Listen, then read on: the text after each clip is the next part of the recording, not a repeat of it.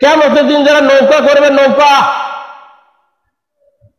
এদের কপালে নৌকার চিহ্ন তো থাকবে। সবাই আলাদা আলাদা কাতার হবে, সব নৌকাওয়ালা একখানে হবে। ধানের শীষ যারা করবে এদের আলাদা একটা কাতার হবে।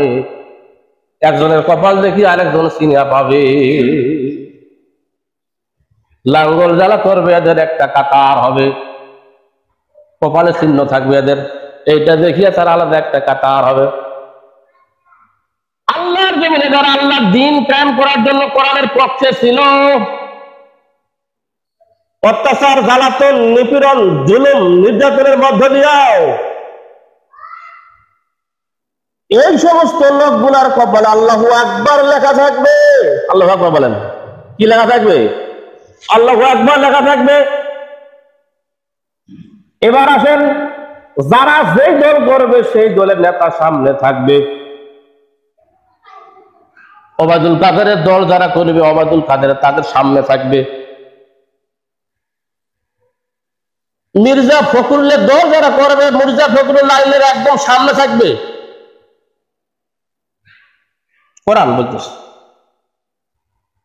লাঙ্গল যারা করবে, লাঙ্গলের নেতা সামনে থাকবে, তার পিছনে এরা থাকবে। কোরআন প্রতিষ্ঠার আন্দোলনে যারা থাকবে তাদের সামনে আকায়ের আন্দার বিশ্ব নবী মুহাম্মদ রাসূলুল্লাহ সাল্লাল্লাহু আলাইহি ওয়াসাল্লাম থাকবে।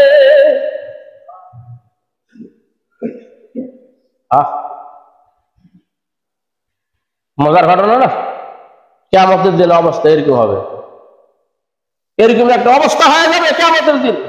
মানুষেরা সেই দিন দিক বিদিক ছুটাছুটি করবে, আমি সেদিক যাচ্ছি না।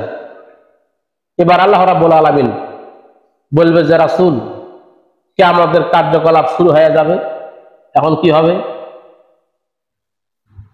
আল্লাহ রাসূল সর্বপ্রথম হযরত আবু বকর রাদিয়াল্লাহু আনহুকে ডাক দিবেন, আবু বকর এদিকে আসো, কিয়ামতের দিন আজকে হিসাব নিকাশের ব্যবস্থাপনার কার্যক্রম এখন হবে। আপনি আগে সামনে আল্লাহর কাছে যান, আমি পিছনে দূরে থাকবো। আল্লাহ আপনার সঙ্গে কি আচরণ করে এটা আমি আগে দেখবো। সুবহানাল্লাহ বললেন না? আবু বকর রাদিয়াল্লাহু আনহু আল্লাহর কাছে চলে যাবেন। দূর থেকে বিশ্বনবী দেখতেছে এবার কি আচরণ করে। দূর থেকে আল্লাহ রাসূল দেখতেছে একটা কিতাব, একটা বই, এরকম একটা লেমিনেটিং করা একটা কাগজ হযরত আবু বকর রাদিয়াল্লাহু আনহুর হাতে দিলে, আর বললেন ইকরা কিতাবাকা, পড়ুন আপনার কিতাব। ইকরা সিগায় আবার পড়ুন আপনার কিতাব, পড়ুন আপনার আমলনামা। কাফা বিনাফসিকা আল-ইয়াওমা আলাইকাল হাসিবা, আজকে আপনি আপনার কিতাব পড়ার জন্য আপনি নিজেই যথেষ্ট। আল্লাহ কারো বিচার করবে না, আপনার বিচার আপনি নিজেই করবেন। আবু বকর কি করে? তার আমল এই পাল্লা দেয় বদ, এই পাল্লা দেয় নেকি, এইভাবে উল্টা উল্টি করে। আল্লাহ দূর থেকে দেখতেছেন এইভাবে কি করে, উল্টা উল্টি করে। নিজের আমল নিজেই সে ওজন করতেছে, মাপ দিতেছে পাল্লার মধ্যে দিয়া। আল্লাহ একবার বলেন, কিয়ামতের অবস্থা দেখেন। আল্লাহ বলতেছে হযরত আবু বকর, আল্লাহ কারো উপর জুলুম করেন না, তিনি জালেম নন। আল্লাহ সবাই সঙ্গে সমান ব্যবহার করে। সুবহানাল্লাহ বললেন না? শত্রু ডাকে নিয়ে পরোটা খেলে খাও সকালবেলা। শত্রু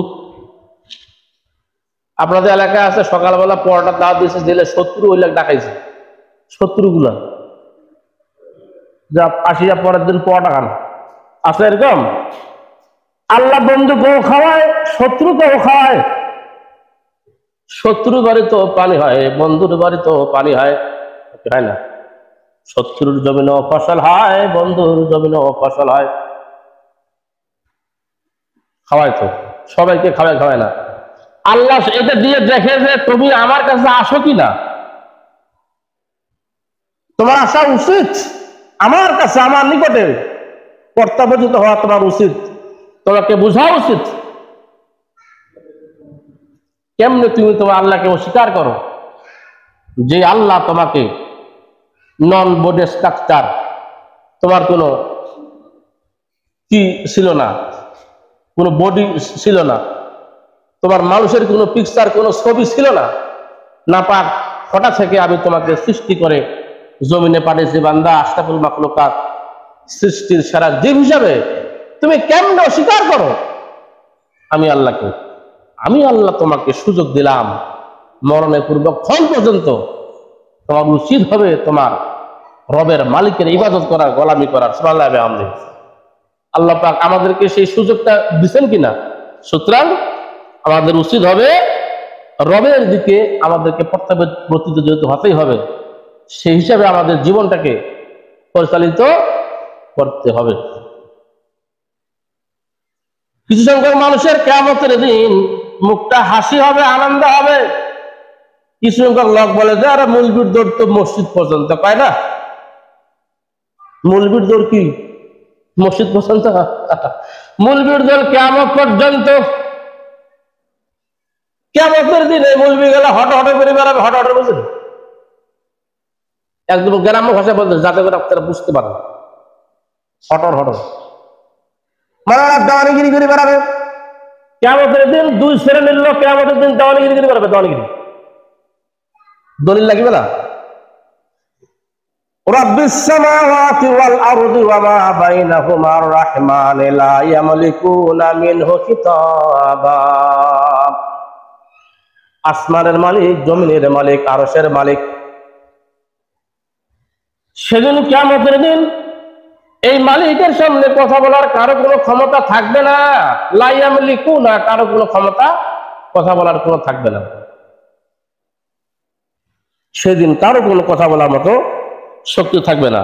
ইল্লা মান আযিনা লাহু রহমান ওয়া ক্বালা সাওয়াবা, তবে তারাই কথা বলবে যাদেরকে আল্লাহ পাক ক্ষমতা দিবে। তাফসীরে জালালাইনের মধ্যে বলা আছে দুই শ্রেণীর লোককে কিয়ামতের দিন আল্লাহ পাক ক্ষমতা দিবেন কথা বলার জন্য। এক নম্বরে হলো কোন এক ব্যক্তি তার জীবনে এমন একটা ভালো কাজ করেছে, সেই কাজটা আল্লাহর কাছে খুবই পছন্দনীয় হয়েছে। সুবহানাল্লাহ বললেন না? এমন একটা কাজ সে করেছে আল্লাহর কাছে খুবই পছন্দনীয় হয়েছে। হতে পারে আপনি রাস্তার একটা ইট, একটা পাথর, একটা কাটা যুক্ত কোনো ডাল আপনি সরে দিলেন, এটা আল্লাহর কাছে পছন্দ হতে পারে। কিংবা তার মায়ের সঙ্গে খুব ভালো আচরণ করেছিল সন্তান হিসাবে, কিংবা গরিব মানুষের বিটি দিয়ে সাহায্য করেছিল, কিংবা কোন ইয়েতিমের মাথায় হাত বলেছিল। কোন একটা কাজকে কেন্দ্র করে আল্লাহ পাক খুশি হয়ে তাকে কিয়ামতের দিন বলবে, যাও তুমিও দেওয়ানিগিরি করো, কিয়ামতের দিন হাঁটাহাঁটি করো, দৌড়াদৌড়ি করো, সুপারিশ করো অন্যের ব্যাপারে, তোমার ব্যাপারে এবং তোমার অন্যের ব্যাপারে তুমি সুপারিশ করো। সুবহানাল্লাহ। আমি আরেক শ্রেণীর লোক হলো তারা কিয়ামতের দিন হাতে একটা বই নিয়ে, কিতাব নিয়ে তারা দৌড়াদৌড়ি করবে। এরা বিভিন্ন দপ্তরে যাওয়া আসা করবে, কেউ তাদেরকে বাধা করতে পারবে না। সুবহানাল্লাহ বললেন না? যারা এই জমিনে কোরআনের আইন প্রতিষ্ঠিত করার জন্য চেষ্টা করেছিল, এরা, এই লোকগুলা কি হবে কিয়ামতের দিন? এই দুই শ্রেণীর লোক দৌড়াদৌড়ি করবে, আর বাকি লোকদের কোনো কথা বলার মতো ক্ষমতা থাকবে না। ইল্লা মান আযিনা লাহু রহমান ওয়া ক্বালা সাওয়াবা, আল্লাহ পাক রহমান তাদেরকে ক্ষমতা দিবেন বলে তারা কিয়ামতের দিন এই বিভিন্ন দপ্তরগুলো, তারা বিভিন্ন রকমের কাগজপত্র নিয়ে দৌড়াদৌড়ি করবে। কিয়ামতের দিন আলাদা আলাদা দপ্তর আছে, এই দপ্তরে এরা দৌড়াদৌড়ি করবে। হাদিস শরীফের মধ্যে আসছে একজন জান্নাতি তার পরিবার, তার ফ্যামিলি থেকে 10টি লোককে বাছাই করে নিয়ে তাকে জান্নাতে নিয়ে যাবে। সুবহানাল্লাহ। কিন্তু যেই 10টা লোককে যাচাই করা হবে, সে যাচাই করবে, সে আবার তার মনোপরশুত জ্ঞান দিয়া, মনোপরশুত চিন্তা ভাবনা দিয়া তাকে বাছাই করবে না। একটু ভালো করে লক্ষ্য রাখেন, সে যে বাছাই করবে, এখানে বলা হচ্ছে ওয়া ক্বালা সাওয়াবা। তাফসীর করতে প্রচুর সময় প্রয়োজন, রাত্রি জেগে কোরআন পড়তে হয়। আজকে কোরআন না পড়িয়ে, না বুঝিয়া আমাদের অবস্থা কি হয়ে গেল। ওয়া ক্বালা সাওয়াবা, তারা যেটা করবে সঠিক করবে, তার মানে যেটা বলবে সেটা সঠিক বলবে। এর অর্থ হলো কোন মুশরিকের ব্যাপারে কোন জান্নাতি সাপোর্ট করবে না। বাবা জান্নাত নিতে ইচ্ছে করলে তার ছেলেকে নিতে পারে, কিন্তু না, ওর ছেলে যদি মুশরিক হয়, ওর ছেলে যদি কাফের বেঈমান হয়, ওর ছেলে যদি যাওয়ার মতো টোটালি কোনো যোগ্যতা না থাকে, তাহলে তার ছেলের ব্যাপারে কোনো সাপোর্ট করবে না, এটা সাপোর্ট করিয়ে কোনো কাজ হবে না। ছেলের পরিবর্তে যদি ভাতিজা থাকে আমলিয়াত, তাহলে ভাতিজাকে টানবে, কোয়ালিটি যার ভালো হবে। এখন আর্মির ছেলে আর্মি হবে, আর্মির উচ্চতা 3.5 ফুট হবে, কিন্তু কোটা তো তার একটা আছে, একটা কোটা আছে না, তার ভাতিজাকে ভাগিনাকে সে দিতে পারবে। ধরেন বিষয়টা, এই লোকটা কিয়ামতের দিন তার জান্নাত যাওয়ার ফয়সালা হয়ে যাওয়ার পরে 10টা মানুষকে যে টান দিবে, আপনার ওই যেমন তেমন কোন মানুষকে টান দেওয়ার মতন ক্ষমতা তার থাকবে না, তাকে সে টান দিবে না। যারা বাছাই করে যাবে, কোয়ালিটি সম্পন্ন হবে, 6টা হয়েছে তার বংশের ভিতরে, 6টা এক্সাম্পল, তার বংশের ভিতরে 6টা কোয়ালিটি সম্পন্ন লোক, 4 লোক নাই। এইবার আল্লাহ তাকে বলবে, তো শুনো, তুমি আর 4টা লোক খুঁজে পাও না? তোমাকে মহব্বত করেছিল দিনের জন্য যে ব্যক্তিটা, সেই ব্যক্তিকে তুমি টান দাও। সুবহানাল্লাহ। দিনের খাতিরে যে বন্ধুত্ব সৃষ্টি হয়েছে, দিনের খাতিরে মানে কোরআনের কারণে, আল্লাহ আল্লাহ রাসূলের কারণে যার সাথে বন্ধুত্ব সৃষ্টি হয়েছে, তুমি তাকে নাও। কোন নবীর নামের সঙ্গে কোন ব্যক্তির নামের মিল আছে, তুমি তাকে নাও। সুবহানাল্লাহ। এই পথগুলো দেখিয়া 10টা লোক সে বাছাই করে জান্নাতে নিয়ে যাওয়ার মতন ক্ষমতা রাখে। সুবহানাল্লাহ। সুতরাং কিয়ামতের ভয়াবহতা হবে তাদেরই যারা কোরআনের বিপক্ষে সাক্ষ্য দিবে, কাজ করবে। ক্লিয়ার কথা শুনে নেন, অতিরিক্ত কোনো ব্যাখ্যা দেওয়ার দরকার নেই। আর কোরআনের পক্ষে যারা থাকবে, হকের পক্ষে যারা থাকবে, এরাই কিয়ামতের দিন কোনো বিভীষিকাময় দৃশ্য পাবে না। কিয়ামতটা তাদের জন্য একটা বাগান হবে, একটা পার্ক হবে, একটা বাগিচা হবে, এবং কিয়ামতের সুখ শান্তিতে ভরপুর অবস্থায় তারা আল্লাহর জান্নাতে চলে যাবে। আবার সকলে বলে আমিন।